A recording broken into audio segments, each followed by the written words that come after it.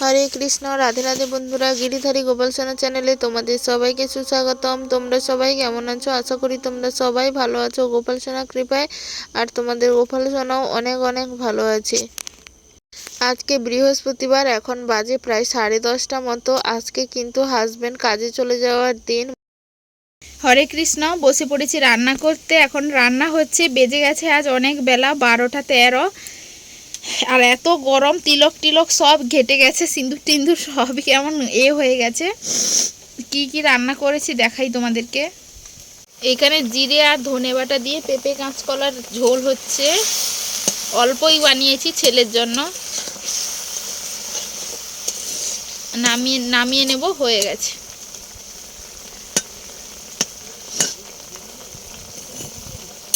এই পাশে অন্ন আছে আর খেসারি ডাল ভাতে দিয়েছি। এখানে ডাঁটা সেদ্ধ হয়েছে। আর এইখানে ভেন্ডি বানিয়েছি, এগুলো ছোট ছোট করব, আরও এগুলো ভাজা হবে। সবজি নামিয়ে নিয়েছি। কড়াইতে তেল দিয়েছি, এবারে ডাঁটাগুলো ভাজবো।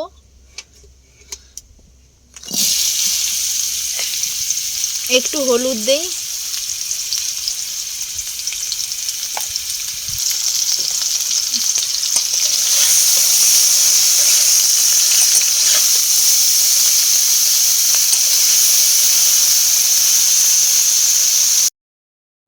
ডাঁটাগুলো ভাজা হয়ে গেছে।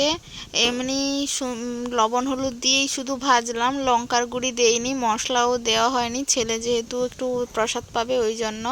আর এখানে ঢ্যাঁড়সগুলো একদম ছোট ছোট করে বানিয়ে লবণ হলুদ দিয়ে একদম অল্প তেলে ঢাকা দিয়ে ভাজা করব।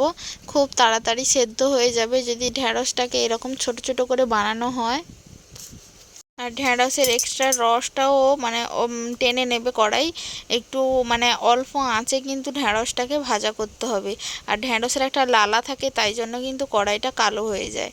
যাই হোক, এখানে ঢ্যাঁড়স ভাজা, তারপরে এখানে হচ্ছে খাড়া ভাজা, এখানে তরকারি হয়ে গেছে। আর এখানে হচ্ছে ভাতটা তো হয়েই এসছে বলতে গেলে। খেসারি ডালটা তো ভাতে দিয়েছিলাম।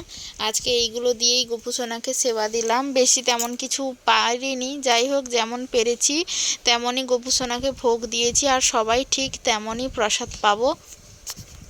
নিজেরা ভালো মন্দ খেয়ে ভগবানকে শুধু যে ডাঁটা ভাজা দিই তেমন কিন্তু আমরা করি না। আমরা যাই গ্রহণ করি না কেন সেটাই গোপুসোনাকে ভোগ লাগাই। সেটা ডাঁটা ভাজা হতে পারে, আলু ভাতে হতে পারে, কিংবা ফ্রায়েড রাইস, পনিরের তরকারি হতে পারে। আমাদের ঘরে যেদিন যেমন যা থাকে তাই কিন্তু আমরা গোপুসোনাকে দেই, আর সেইটাই কিন্তু আমরা গ্রহণ করি। গোপুসোনার প্রসাদ থালা নিয়ে আসার পর ছেলেকে খাইয়েছি, মা বাবা খেয়ে শুয়ে পড়েছে। তারপরে সবার শেষে এখন আমি প্রসাদ পাচ্ছি। ছেলেও ঘুমিয়ে পড়েছে। বিকেলবেলা আছে এক রাস কাজ, জানি না কখন কাজ শেষ করব। রান্না করতে দেরি হওয়ার জন্য বিকেলবেলা খুবই কাজের চাপটা বেশি থাকে। রান্নাটা তাড়াতাড়ি হয়ে গেলে সব কিছু একটু তাড়াতাড়ি হতো। এখন বেজে গেছে প্রায় 3টের বেশি। এখন বসেছি খেতে। যদি তাড়াতাড়ি রান্না করতাম তাহলে খাওয়া দাওয়াটাও কিন্তু বেশ তাড়াতাড়ি হয়ে যায়। আর টাইম টু টাইম খেলে কিন্তু শরীর কিন্তু খুব ভালো থাকে। খাওয়া দাওয়া, ঘুমানো এইসব অনিয়ম করলেই কিন্তু আমাদের শরীরে বেশি প্রবলেম, বেশি অসুবিধা কিন্তু দেখা যায়।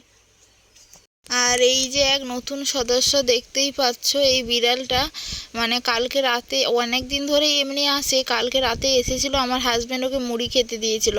তারপর আমি খেতে বসেছি দেখে ও এখানে বসে আছে। ওকেও কিন্তু আমি খাবার দিয়েছিলাম, ও কিন্তু খাওয়া দাওয়া করেছে। আমার কিন্তু বিড়ালে খুবই ভয় লাগে।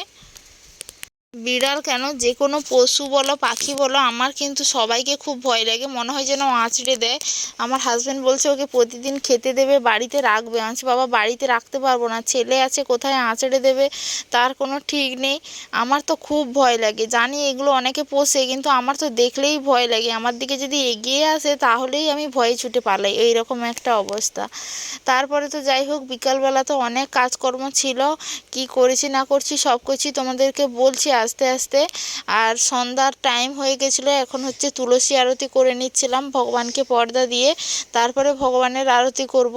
সকালবেলা ভগবানের সেবা প্রথম করতে হয়, তারপরেই কিন্তু তুলসী মহারানীর পুজো করতে হয়। আর সন্ধ্যাবেলা কিন্তু আগে তুলসী মহারানীকে সেবা দিতে হয়, তারপরেই কিন্তু ভগবানকে সেবা দিতে হয়। আর তুলসী মহারানীকে কিন্তু ভগবানের সামনে সেবা দেওয়া যায় না বা নেয় না বলতে পারো তুলসী মহারানী।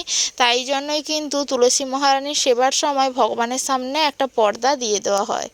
ঘণ্টা বাজিয়ে বাজিয়ে ধূপ দ্বীপ ফুল দিয়ে আরতি করতে হয়। যেহেতু আমার কাছে ফুল নেই, তাই আমি শুধুমাত্র ধূপ আর দ্বীপ দিয়েই কিন্তু সন্ধ্যা আরতিগুলো করি।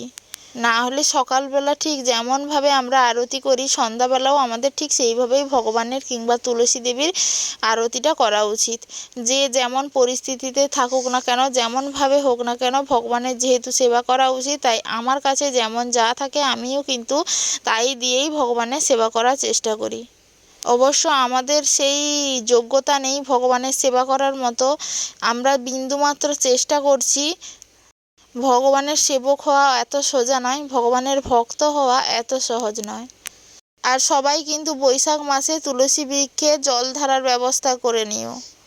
আর এই তুলসী মহারানীর তুলসী গাছের প্রচুর মাহাত্ম্য। তুলসী গাছ দর্শনে, তুলসী গাছ মানে স্পর্শ করলে, তুলসী প্রদক্ষিণ করলে, তুলসী বৃক্ষে জল দিলে, ফুল দান করলে ভগবানের অশেষ কৃপা লাভ হয় কিন্তু। আর তুলসী মহারানীও কৃপা করে ভগবানের সান্নিধ্যে যাওয়ার জন্য।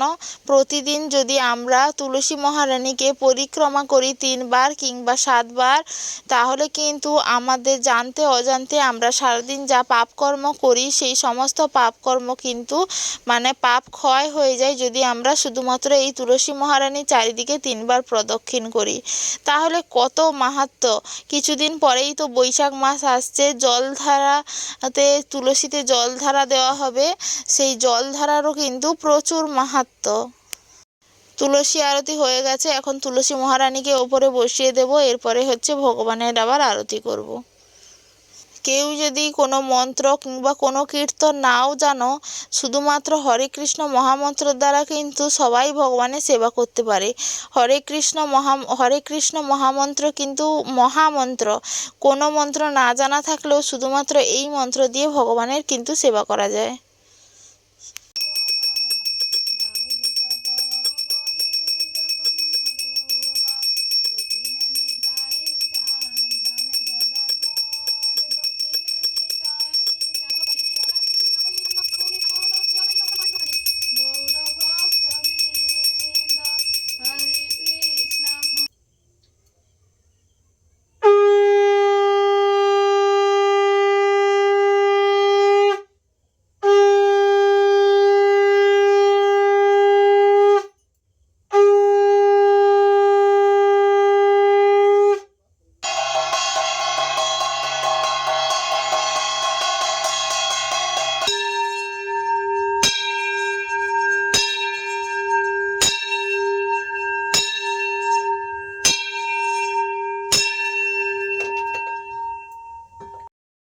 কৃষ্ণ, আজকে সারাদিন এত কাজকর্ম গেছে, পুরো বিকেলবেলাটা কি বলবো, প্রচুর কাজকর্ম, কি করেছি না করেছি সব কিছুই তোমাদেরকে বলবো।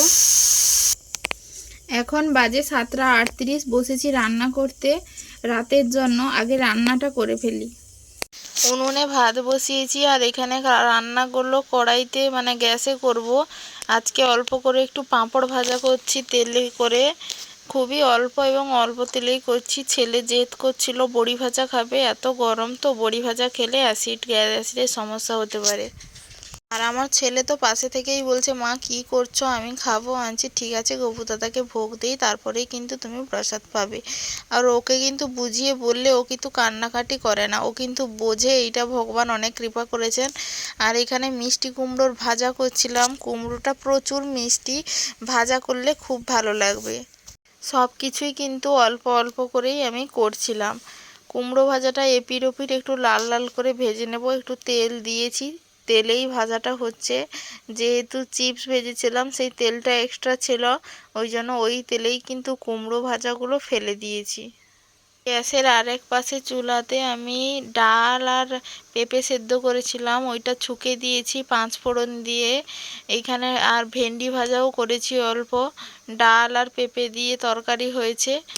এইগুলো দিয়েই কিন্তু আজকে রাতের বেলা গোপুসোনাকে সেবা দেব। আজ রাতে কিন্তু অনেকগুলো পদই রান্না হয়ে গেছে। যাই হোক, অল্প অল্প করেই কিন্তু করেছি। এখন হচ্ছে তোমরা গোপুসোনার প্রসাদ দর্শন করছো। এরপরে গোপুসোনাকে ঘুম পাড়িয়ে নিজেরাও প্রসাদ পেয়ে কিন্তু ঘুমিয়ে পড়বো। আর আজকে ভিডিওটা বেশি বড় করব না, ভিডিওটা এখানেই শেষ করছি। ভালো লাগলে অবশ্যই লাইক কমেন্ট শেয়ার করো। হরে কৃষ্ণ, রাধে রাধে।